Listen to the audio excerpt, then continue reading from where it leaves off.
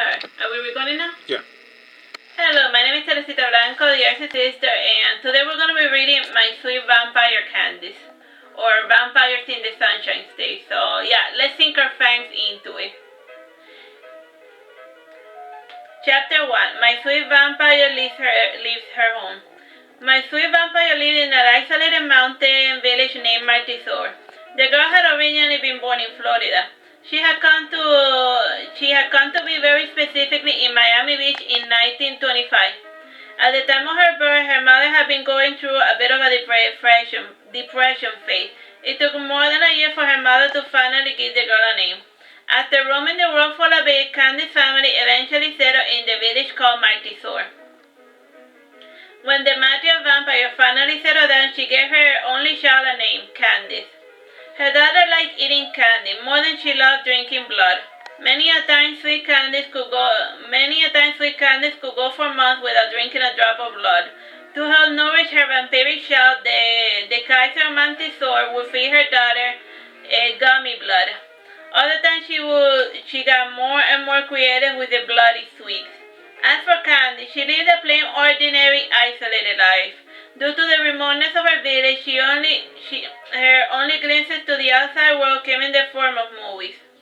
The first movie she ever saw was Metropolis. At the age of 2, she asked her Nana, "Where is that place? Is it real?" Her bored, half-asleep Nana said, "That place, yes, the movie. We got that film from a shipment that came from the U.S. "From the U.S.?" repeated Candice. "Yes, the movie's from the U.S." said Candice's Nana. And thus began Candice's obsession with the country she hailed from. Had her Nana known that the silent movie was German, maybe Candice would have obsessed about Germany. In any case, Candice collected everything related to the United States. A Coca-Cola bottle became her treasure. She had that seal soda on top of the fridge as a type of decoration. One time, Ambrose, one of her first playfellows, drank the bottle and she had a serious fit. Another item she treasured was a $10 bill. One day her mother had taken the bill to buy supplies. Candice, in a fit of rage, called her mother a thief. Her mother in response laughed her before saying, "I feed you, clothe you, bathe you, I put a roof over your head. How am I the thief?"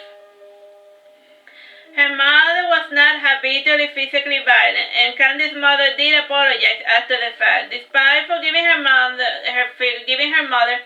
a feature had been created, a feature in the relationship had been born. This feature sparked a chain of events that led Candice to leave her home for good. For reasons that Candice did not understand, her mother did not want to go live in America. All she said about the matter was that "I lived there once and I hated it, and the people are all boiled-brained, run-fed louds who blame all the problems that they themselves created on anybody but themselves. If you want to go there, that's fine, but I'm never going back there." Times change, people change, insisted Candice. When you live as long as I have, then you will realize that morals and values change, but people stay the same, insisted the Kaiser of Martisor. "You, said Candice, departing from her mother's presence. "You never let me do anything I like." They usually had those little chats in her mother's studio. While her mother tried her best to isolate herself from the world's problems, Candice would come by every so often to ask permission to leave.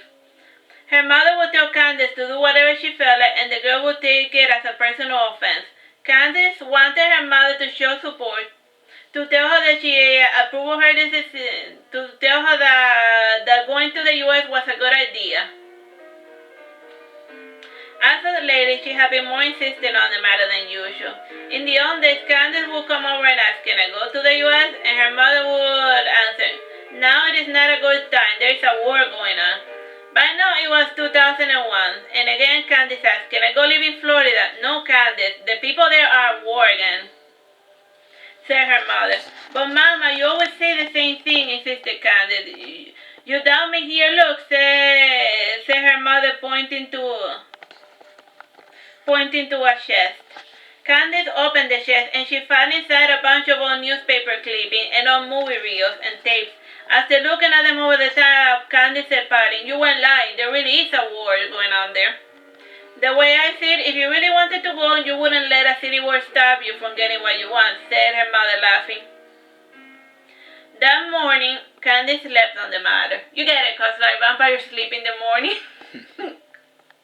When Candice awoke at night, she said to her mother, I'm going to Florida. Over my dead body, said her mother. Candice grew stern, and then she took a step forward and another. Her mother smiled, and then she said, as you wish. You have my blessing to travel to Florida. Candice left her little chateau, and she walked through the stone garden, and she breathed the familiar smells, and she walked over the same stone pavements. She walked and walked, and she saw the same familiar faces smiling at her. She walked again some more, till she was out of town. She walked and walked, and when her town was barely a light over the horizon, the realization suddenly struck her. She ran back home before the sun rose. She was short-winded a little, and her blonde hair was throbbing. Once inside, Candice breathed a sigh of relief. Her mother smiling said, I commend you for your stubbornness, my dear Candice, but stubbornness alone will not get you what you want. Because you see, like, she planned to walk to the United States, but, like, they live in the middle of nowhere. You can't just walk from one country to, like, from one continent to the other. Okay, back to the book. I can see that, mother. I'm not stupid, said Candice. Can you be so kind as to help me to get to where I want to go? Candice, said her mother, Maruru. You are my only flesh and blood, and so the answer to your question is pretty obvious. Candice thought a moment, and then she said, you will help me get there. Yeah, that's much better, said Maruru proudly. You're going to need to have a strong will to survive in the hellhole you wish to enter of your own volition. Is Florida really that bad? Asked Candice. If the war in Iraq is not enough to dissuade you, will the dangers of Florida keep you from doing what you want? Said Maruru. Look, if you want me to beg you to stay, know that I will not either stay or go. Fine, sheesh, Mama, said Candice, pouting. Candice then returned to her room and went to sleep. Normally she had an alarm to wake her up. Since Maruru was feeling particularly beef, she took the alarm away. Candice naturally overslept. She overslept so long that when she awoke, an entire month had passed. And when she awoke, she whined, saying, Mom, you took the alarm away. No, I did not, said Maruru, pointing at the alarm that was placed inside her bedroom. You just forgot to set the timer. Candice looked about all her familiar items, and she pondered what she would like to take with her. As for Maruru, she pondered on how hard or how easy she wanted to make things for her daughter. At times, Maruru wanted to disown her. Other times, she wanted to go with her, even if it meant returning to that place. In the end, Maruru opted for the middle ground. She would make things somewhat easy for Candice, but not easy enough that she would have a decent time in Florida. Martisor was the only place that had ever felt like home to Maruru. Maruru schemed, and she thought of her own mother. She was currently living in South Florida. She could keep an eye on Candice, and also be a bit of a heel at the same time. While Maruru was a vampire, her mother was an old crone, in every sense of the word. As an old crone, she hated others, but disliked being alone, and from time to time she bunked down in Florida in order to detoxify herself. During her purification process, she was absolutely intolerable to be around with. Okay, how much time we have? 6 minutes. Nothing she said was ever going to be pleasant, and it was enough for a vampire to desire decapitation or a knife to the heart. Let me...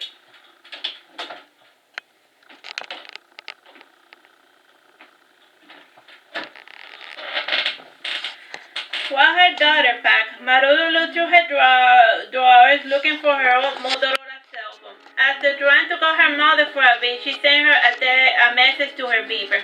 The message simply read, Call me mother. Despite bearing the title Kaiser, Maruru was far from being an ancient vampire. At most, she was only 130 years of age. Her mother, the crone, was an ancient being, rumored to be at least thousands of years old. Most ancient vampires Maruru had ever met described meeting her mother at some point or another. Since she regularly drank raw blood, Maruru kept her youthful splendor. She had long black hair, an elegant pin-up frame, and expressive ashen eyes. Like her mother, Maruru tended to have bouts of darkness. While she dealt with it by over-mothering Candice, the crone went to Florida to isolate herself in her sea of dreams. The crown was often described as a lugard, and it seemed to Maduro that the sunshine state was enough place for a lugard to roam about. Maduro had never seen the crown of her mother in one of her violent forms. Lugards were said to be ugly and extremely violent, and could attack you in your sleep, all Freddy Krueger style. Maduro had never seen this in action. It was common for non-violent vampires to embellish on their powers to keep even their own kind at bay. Skirmishes among vampires were only common among younglings. The older the vampire, the weaker the bloodlust. Marudo's famous task was interrupted when her cell phone rang. She answered it, and it was a fellow sending her spam. Marudo was up to here with spammer. Anytime she got one spam, she did the natural thing. She forwarded to her family hitman. The fellow named Machine specialized in killing folks for petty reasons. Young or old, it didn't matter the reason. For 50,000 euros, Machine would kill whoever, whenever. Machine tracked down the IP of the spammer, and then he got on a plane. Marudo smiled when she received a text message. On a plane, give or take a week. After completing this task, Marudo set about doing her habit routine. She watered the flowers, weeded the garden, and she then went to the local clinic to read to the children. From there, she would visit the pound to take care of the animals. She especially liked helping tiny kittens. It was Sunday, and Marudo would visit the church to hear Mass. She did so out of habit, and she would sit in the back, and then she would kneel down to take a nice, churchy nap. Kneeling while sleeping was a bit uncomfortable, but doable. On Friday, she would take her daughter out for dinner. As living vampires, they had to take in human food at least once a week. At sunset, she would wake her daughter out to watch a terrible movie. Sometimes she would teach her a lesson or two, but Candice did not have an interest in learning anything. Marudo did not believe in compulsory education, so she never pressed Candice to learn anything. After being alive for almost an entire century, Candice only knew how to read and write. If you asked Candice to locate the U.S. on the map, she would point to Russia. Candice's main source of education were the terrible movies and TV shows Marudo brought home. For a while, Candice was insupportable when she went through her dinosaur phase. Not that a traditional education would have helped Candice much. It was not interesting. And the information would enter, if it was not interesting, the information would enter one ear and come out the other. That's my long-winded way of saying that she's a bit of an airhead. As far as world history, Candice thought anything in print was fiction. By now, Candice had finished packing. Her mother had given her a single duffel bag to fill. Candice knew that Florida was hard, so she took clothing that did not occupy a lot of space. A good portion of the space was filled with her blood candy. She also had a fake doctor's note saying that she was diabetic. It was designed to explain the whole candy eating thing. Candy also made room for her pet rock. She was also thinking of the logistics of transporting her white cockatoo. As a vampire, Candice only bothered with pets with long lifespan.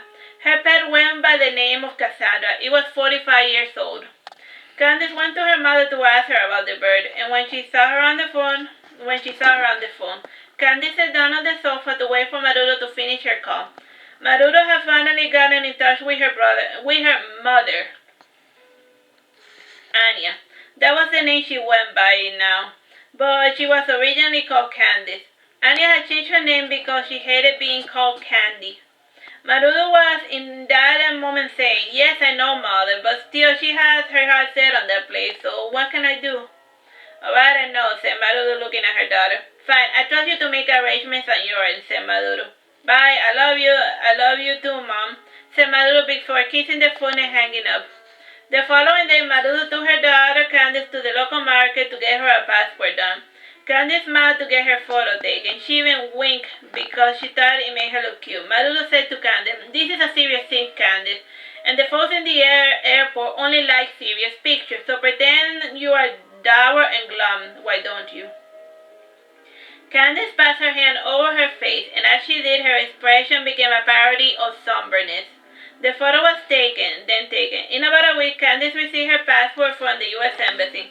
She looked at her slender frame, her long blonde hair, and her expressive blue eyes. Her real hair was the color of night, but she dyed it blonde because she thought it made her look cute, and she was right. Due to the pallidity of her skin, black hair tended to give her a bit of a dead look. As for Maduro, the black hair with the slight curls at the tips suited her well, since she got sunlit every so often. While Maduro's figure was full, like that one